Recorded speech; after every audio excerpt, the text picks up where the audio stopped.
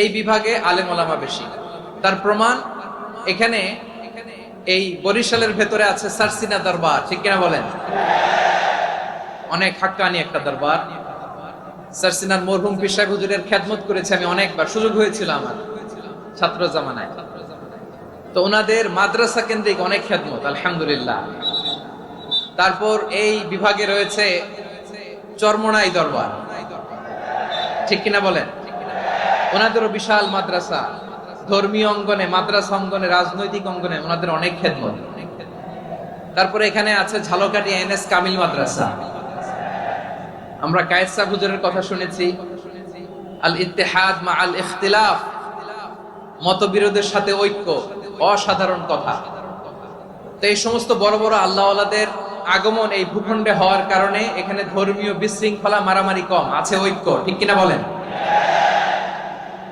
বরিশাল বিভাগের প্রতি আমার বিশেষ ভালোবাসার এটা একটা কারণ।